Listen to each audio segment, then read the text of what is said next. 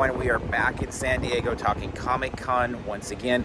It's early June, so we're not out looking for wraps quite yet. I mean, there's a few of the trolley ones going on, but what we want to do at this time of year always is see if we can gather up a few videos that might be of use. Usually they're from viewer requests from the previous year of some types of videos. And so this time around, we're doing quick eats. And so what we're going to do is take you around some of the surrounding area of the San Diego Comic-Con campus here near the convention center and show you some places that are not too far off from that area that have food that just generally is a little bit quicker, you know, so we're not going to be doing any restaurant style places, but also it's a little bit cheaper. Now, obviously food costs have been incredibly high.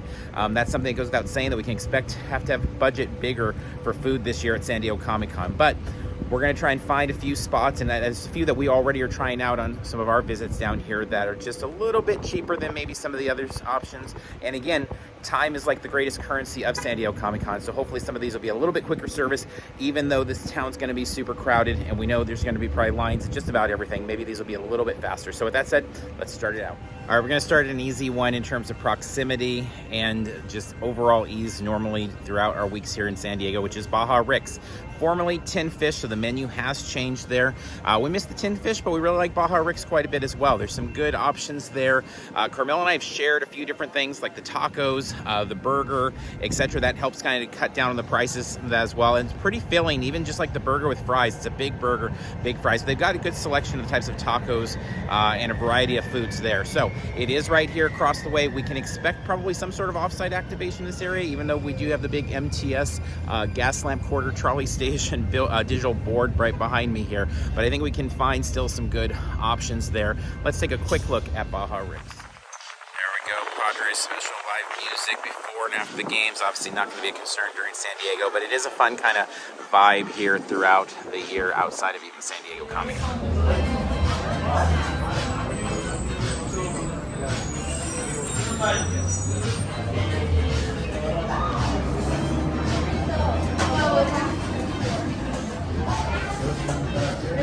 All right, so this is Rick's Works Burger, which is basically like the basic burger here, but there's nothing basic just with the Baja Ricks burgers because they have pretty large patties.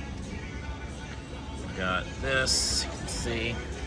We've got the bacon, the sauce, cheese. It's a thick meat patty there, and then the pickles. So we make this a shareable. This will be like lunch for Carmel and I, and it ends up clocking at $20, and then we tip. It ends up being 23 or something like that after throwing up a couple bucks for it. So again, not cheap, you know, especially versus like, I don't know, San Diego Comic-Con 5-6 years ago, but it is kind of the state of the world, and it does end up being a better option for us than a lot of the spots downtown that take a little bit longer and also are even pricier than that. So one idea, at least it's a big burger, big set of fries there for that 20 bucks. All right, if we make our way up from Baja Ricks, the Omni behind us, we're at the corner of 6th and K, and we found that there's nothing more divisive in talking about Comic-Con than the subway at 6th and K. People have very strong opinions about it. Even the employees in the past we've gone by there. I mean, this was many years ago before we knew that some of the prices were hiked up, but even employees were like, are you sure you want to buy a sandwich here? Because they have had a history of hiking up prices. That said, some people still swear by it, and it's a part of their Comic-Con traditions. We always want to point it out. We're talking quick eats. It's not much better of an idea to talk about than a subway over here not too far from Baja Ricks. That said, your mileage may vary in terms of what they have and what the prices are on the food there. But 6th and K if you want a subway. And that open 24 hours also makes it pretty attractive for some people. So again, got it right here. Prices, we can't make any guarantees for this year. All right, now we're behind the Hilton Gaslamp here at K and 4th. This is a spot we've talked about a couple times, Vena Cafe. It is, you know, I mean, at the end of the day, it is basically a deli inside of like a liquor store, but they have really great breakfast and lunch sandwiches at pretty affordable prices. We did a deep dive, or a little bit deeper of a dive, over on our Patreon of this a couple years ago. So if you're a Patreon Parks and Cons crew member, you may have seen that video before, but it's a really convenient location. We're right here, sandwiched obviously between 5th and 4th. We're behind the Hilton Gaslamp. They've got great hours now. The deli hours are less so than the rest of the store, so obviously your mileage can vary on those hours and things can change during the con, so you might want to check in there. But they have really great breakfast and lunch sandwiches available there. So here's a copy of their latest menu there. You can see the deli hours that they have listed, at least for operations right now. The Gaslamp croissant or bagel witch is what we get for breakfast there. It is really fantastic, and again, something we've shared. They've got salads. They've also got ready-made sandwiches in there. Definitely suggest if you can do the order for pickup. That can help move things along really well there. But they have a good variety of types of sandwiches there. The BLT has been a favorite for us as well. So good stuff here, grab and go. There's like a card table type setup in there to sit in, but it's not really as much a place to sit in. So you probably grab your food and head back out into the madness of the Gaslamp. All right, for our next stop, we are right next to the convention center here at Marriott. This video is about quick eats, and so trying to stay in the immediate vicinity here. It doesn't mean places like Prince Street Pizza aren't fantastic and good and normally pretty quick from the times we visit there, or Vena Cafe. We did a video of them last week. You can find on our SDCC playlist, but we're trying to stay a little bit more immediate to the convention center because we think that might be what helps the bulk of the people there. So that said, the Marriott has been a spot where we've done some late night dining a few times when we've had like really late scenarios, maybe after Funko Fun days over at the Manchester, things like that. So let's head inside and talk a little bit about some Marriott options. All right, so inside the Marriott, we've got a Starbucks there. We know that's really popular just for the drink side of it, but they do have all day serving of breakfast sandwiches there right now. Now, currently their hours are only 5:30 a.m. to 4 p.m., so they would not be a late night food option, but hours can change during Comic-Con, so keep your eye on them. Could be one option, or if not, maybe just for breakfast.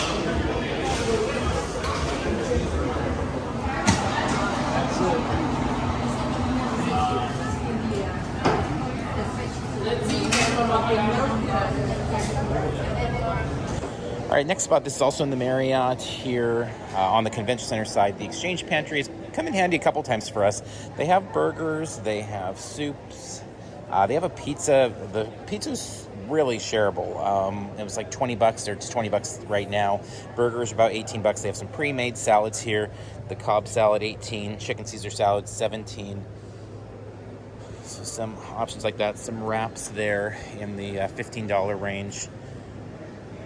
But it has worked out. We found them to be pretty fast and efficient, and also we found them to have better extended hours than a lot of spots here in the convention center area since the pandemic. That's one of the things, if you've not been to Comic-Con in a while, at least in our experience, a lot of the late night dining options that were okay in 2019 have kind of disappeared. Now we'll see if they return this year, but we found a lot of places close after events that end at 9 o'clock at night or things like that. So Exchange Pantry here in the Marriott can be a lifesaver sometimes. And there are a few table spots here near the escalators for the Exchange Pantry. These are the escalators coming directly from the convention center.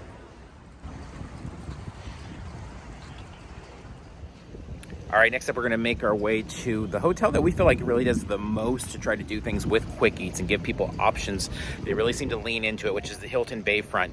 Outside of the hotel, often they have different options there with kind of pop-up tents, trucks, things of that nature.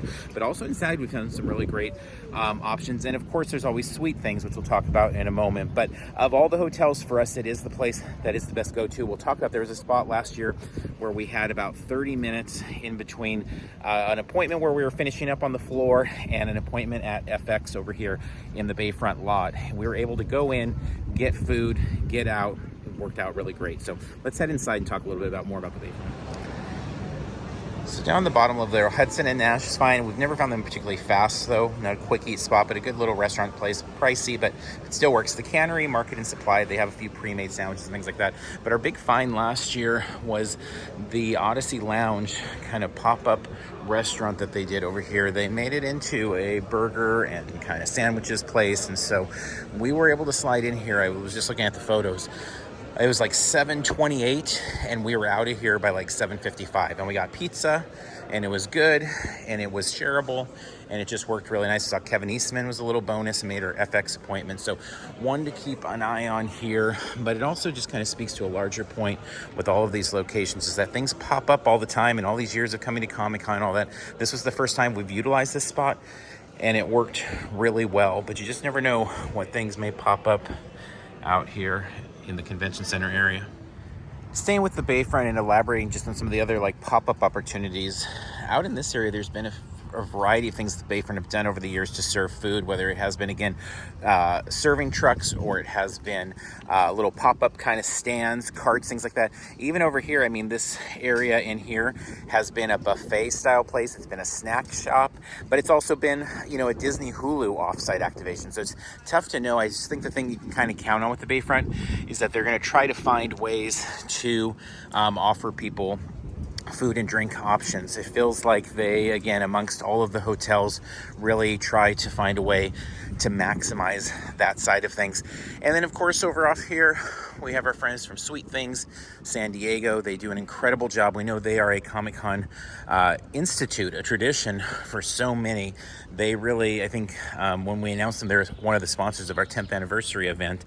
But when we announced them, it's like there aren't many San Diego businesses that Comic-Con the way they do. I mean, they really go all out in embracing the community. They do up the windows, and they just get so excited being part of that world. A lot of people like to stop by and get photos, even with members of the team there, to talk and just kind of catch up with them, as San Diego is kind of a homecoming. But they have all sorts of great bowl options there. Of course, soft serve, the parfaits, shakes. I know for us, smoothies are kind of our go-to, but a lot of little quick eats there. So not necessarily where you're coming for dinner, but still some good eat and, of course, drink options here from our friends at Sweet Things at the Bayfront. All right, that brings our Quick Eats tour to a conclusion here. Thank you for tuning in and joining us here. Lots more videos coming up this Comic-Con season. We hope you will join us with all of those as we get ready for San Diego and taking in all of the great stuff here. And as always with our videos, we'd love if you jump in the comments section there and share your ideas as well. So in this case, you've got those Quick Eats. I'm sure there's a number of spots, those of you watching here, that are like, oh, you missed this one. This is perfect. Let us know, unless, of course, you want to keep those secret. We get that as well, too, because it's kind of nice to have some of your own quiet spots that maybe aren't quite as crazy during Comic-Con. But if you're willing to share with the community, we do appreciate that. So wrapping up here from San Diego. Until next time, see you in line somewhere.